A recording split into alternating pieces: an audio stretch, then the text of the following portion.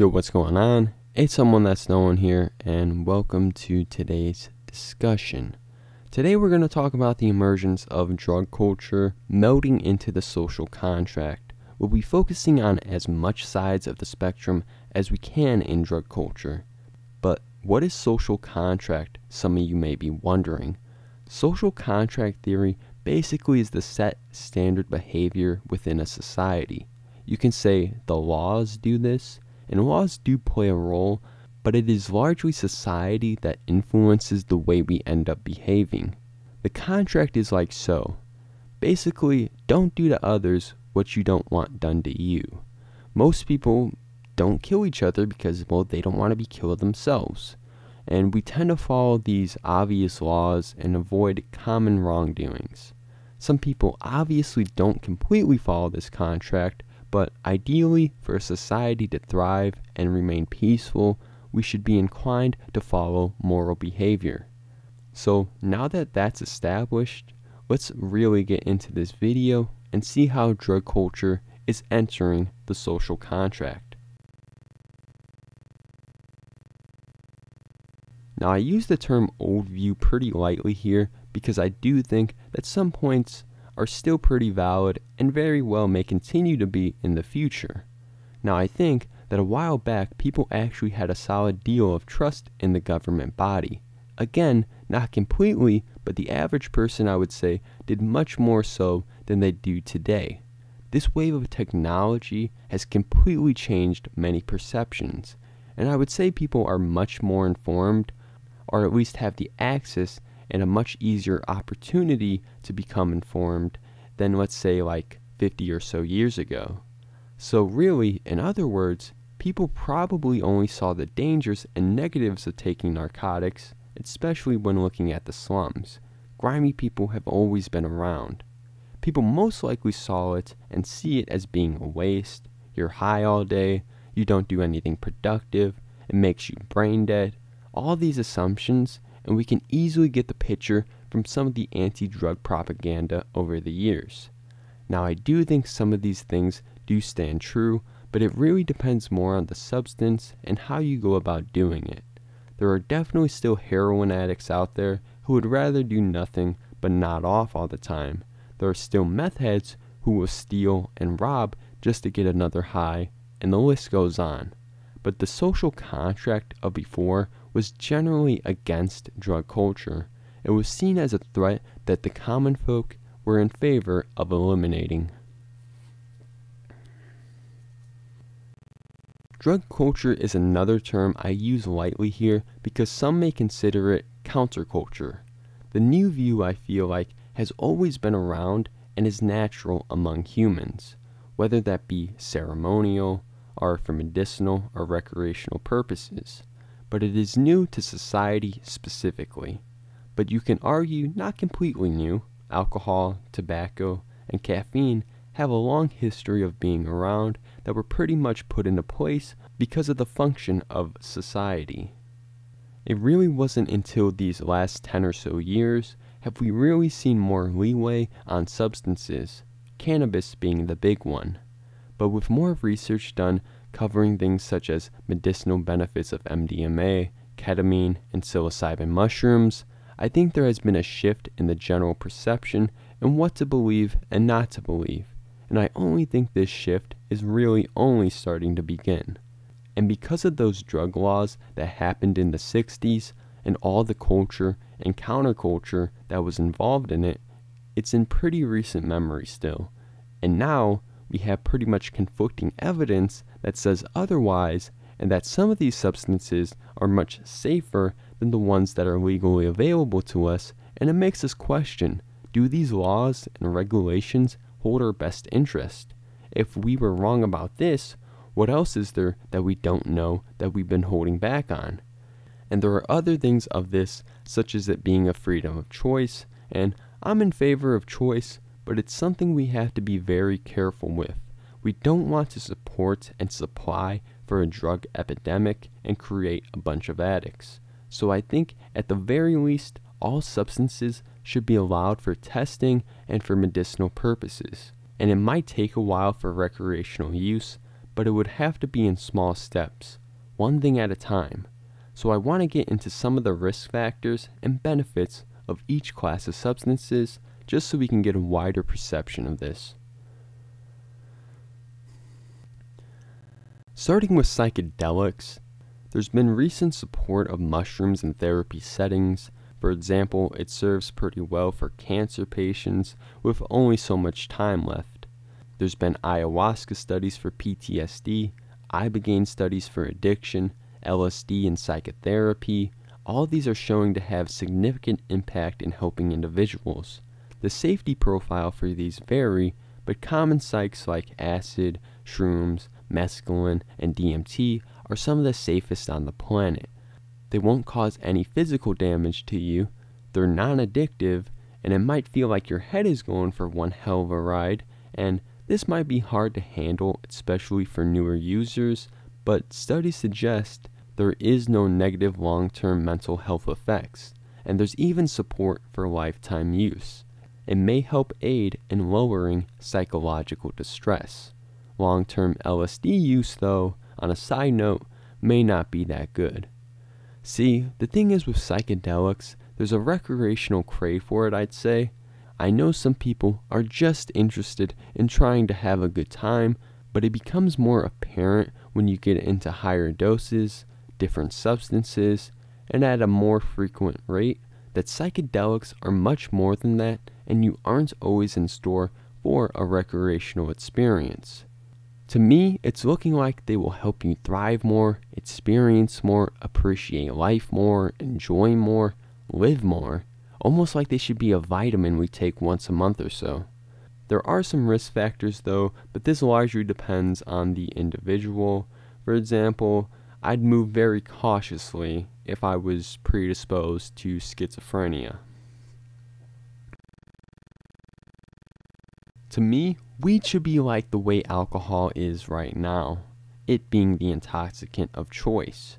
We have tons of research for the use of medicinal purposes, and compared to alcohol, it's looking like a much better option for your health. You can't overdose on weed, it's much less addictive than alcohol, people for the most part have better control of themselves, and it can be used in a wide variety of settings. Some risk factors include the fact that it does have addictive properties regardless, and if you choose to smoke all the time, like through combustion, you may encounter respiratory issues later on. But I do think that you could avoid a lot of these by maintaining good health, exercising, and just doing it more so in moderation. This one is definitely iffy on the recreational side, but there have been studies showing benefits in medicinal purposes. Ketamine has shown to be significantly helpful in individuals with depression compared to the common antidepressants like Zoloft, for example. DXM, on the other hand, has shown to be pretty effective in aiding one's cough, so I think it still should probably be used in over-the-counter settings, but I don't think we know enough yet to say whether or not this substance has more potential for sure. Of course, I'm optimistic about that and want it to, and I think it may have similar mental benefits as compared to ketamine, and we do have to keep in mind that it will raise your serotonin as well. But on the other side of things, they have shown to be addictive. Long-term ketamine use is associated with bladder problems. It's possible to overdose from these substances. Stronger dissociatives, like PCP, have shown it can lead to psychosis and mania, so there's a very fine line we shouldn't cross when handling dissociatives. I think it is possible for dissociatives to become an improved recreational drug, but not really anytime soon. But I do think we'll see more medicinal support and more studies done pretty soon. So for the most part, we're going to be talking about MDMA because that's the most common one, but I do think we should keep the door open to study other pathogens such as MDMA, 5-APB, 6-APB, so on. And, just to see if there's any better option for medicinal or recreational settings. There has been a lot of research in favor of MDMA for medicinal purposes though. those with PTSD to possibly those with autism. And I don't doubt that MDMA could be used effectively in psychotherapy. But MDMA in recreational settings is very common. We see it at clubs, raves, festivals. It's that one drug that seems to sit right for that type of crowd. There's definite risk factors to MDMA, and it takes responsibility to make sure you don't negatively impact your health. During the experience, hydration is very important. You can overheat more easily in those types of settings. It could change your blood pressure, and in the long term, could be addictive.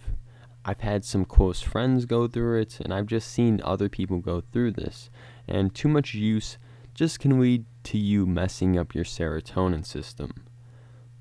So with these possibilities playing a factor, it may be a while before we see any approved recreational MDMA use. Now we're getting into the real questionable ones. Meth, cocaine, crack. All those names, they don't really sit well with most people, let alone, coming into question of having them legalized or not. The medicinal purposes we have in place already are questionable, as it is with amphetamines being overprescribed. Adderall, Ritalin, Vyvanse, whatever, it can all be very addictive, but they may also be very effective in helping people with their issue. Due to this, I think we should move very cautiously around stimulants, especially in terms of recreational use. It's hard to imagine, something like crystal meth, which has shown to be neurotoxic, being available for, your casual purchase at the drugstore, quote unquote. But most people associate these hard stimulants with a more sketchy part of society, where addicts and dealers lie all over. And the drug cartels, they certainly don't do stimulants any favors either in terms of perception. Maybe we can move in some small steps with just allowing coca leaves, but we run into the issue of people making it into cocaine then, and yeah, we're the suppliers then technically, and that's not what a government, I think, wants to do at all. Maybe we can allow some of these pharmaceuticals, but I do feel with the pharmaceuticals there isn't as strong as a recreational pool as compared to the stronger stimulants. There is, I feel, a few select crowd that will mess with the farms, but crack use, that's been around for a while. I feel like there's always going to exist a crowd that want to go that far in. So this is a pretty wide category, so let's just start with opiates. Opiates have been used for a long time for medicinal purposes, mainly for pain relief, and I think we should continue to do so. I feel like kratom has a pretty solid safety profile thus far from what we know, and should remain available to the public.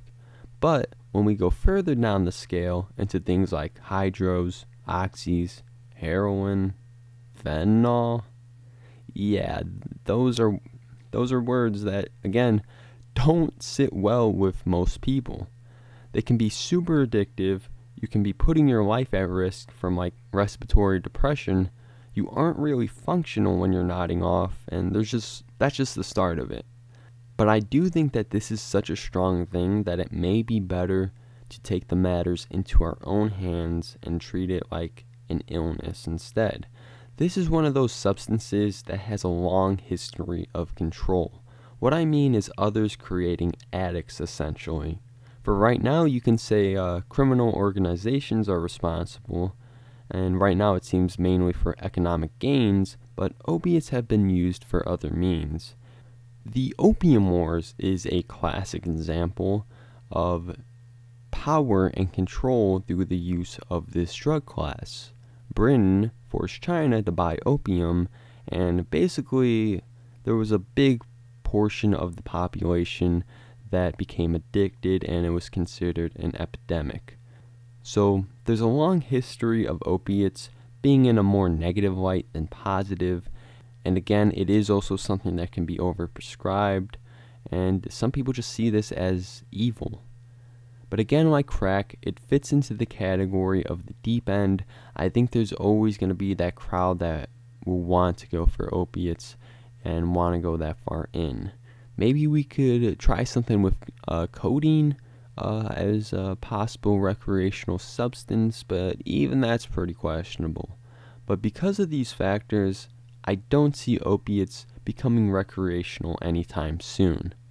Now on to benzos. I think that benzos are great if you take them how you're supposed to for the medicinal purposes. I've had some friends prescribed it, and it would really just chill them out. But I've also had some friends seriously addicted to them, to the point where seizures would occur. And this can be a very life-threatening and a very addictive substance.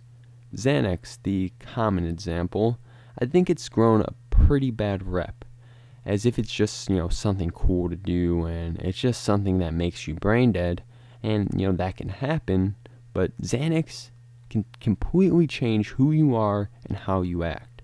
You can black out, wake up in jail. You can go driving without even noticing it and crash. If you take blackout doses, who knows what you might do. See, I think Xanax fits a better medicinal profile than recreational. I think it gives most people a release of the bullshit going on in life, and that in itself could be considered medicinal.